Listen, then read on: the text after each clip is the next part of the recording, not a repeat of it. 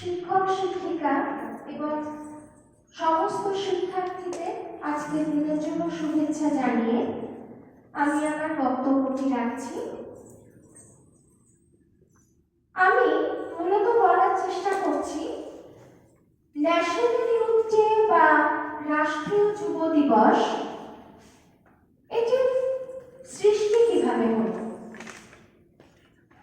আসলে 1984 সালের 12 জানুয়ারি ভারত সরকার এই সিদ্ধান্তটি গ্রহণ করে এমনভাবে আমাদের দেশ এবং জাতিকে চালিত করতে হবে যাতে 66% ভারতের যুব শক্তি দেশ এবং দশের কাজে নিজেদের অন্তর্ভুক্তি ঘটাতে পারে।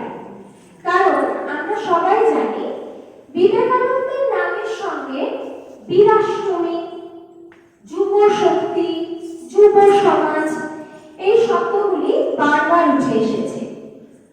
সেই 1984 সাল থেকে আমরা কিন্তু ন্যাশনাল ইউথ ডে বা রাষ্ট্রীয় যুব দিবসের সঙ্গে পরিচিত।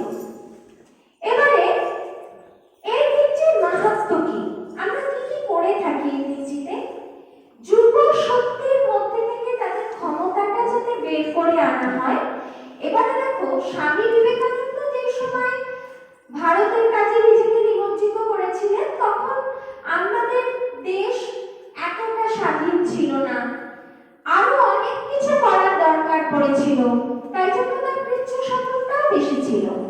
কিন্তু যত দিন গেছে যুব শক্তির সংজ্ঞাটা পাল্টে গেছে। এখনো আমাদের যুব শক্তিকে বিভিন্ন ক্ষেত্রে প্রয়োজন, কিন্তু সেটা তুমি যদি মনে করো আমাকে ইংরেজদের সঙ্গে যুদ্ধ করতে হবে, দেশ স্বাধীন করতে হবে, এই সমস্যাটা তো এখন আর নেই। তাহলে এখনো আমরা কেন সেলিব্রেট করি বা উদযাপন করি এই ইউথ ডে?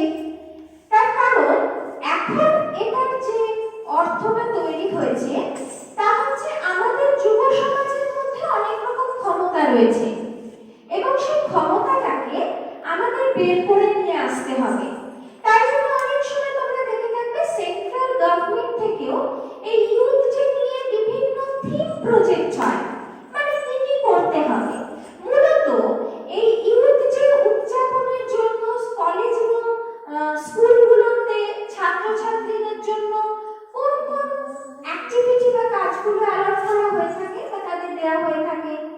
যেমন যদি কোনো সৃজনশীল রচনায় তারা পারদর্শী হয় সেটি তারা দেখাতে পারে, আঁকা প্রতিযোগিতা আয়োজন করা হয়ে থাকে। আসলে এই সবের মধ্যে থেকে তাদের যে ইনার পটেনশিয়াল বা ক্ষমতা সেটিকে বের করে আনার একটা চেষ্টা করা হয়ে থাকে।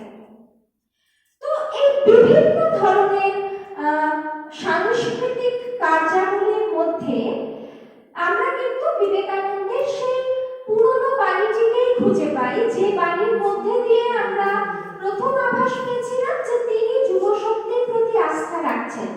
তাই জন্য স্বামী বিবেকানন্দের এই বাণীটিকে আজও এবং ভবিষ্যতেও যাতে আমরা সার্থক করে তুলতে পারি সেই জন্য প্রতি বছর ন্যাশনাল ইউথ ডে সেলিব্রেট করা হয়ে থাকে। এবং সেই কথাটি মাথায় রেখে প্রতি বছরের মতো এবছরও George college department of education national youth day celebrate করছে। তোমরা জানো আজকেও আমাদের যে অনুষ্ঠান সূচি রয়েছে সেই অনুষ্ঠান সূচিতেও বিভিন্ন রকমের অ্যাক্টিভিটি বা কার্যাবলীর উল্লেখ রয়েছে। সৃজনশীল রচনা বা ক্রিয়েটিভ রাইটিং রয়েছে। এছাড়াও তোমাদের নৃত্য গীতের মধ্যে দিয়ে আমরা উদযাপন শুরু করেছি, যার মধ্যে দিয়েও তোমাদের ক্ষমতার বহিঃপ্রকাশ ঘটেছে।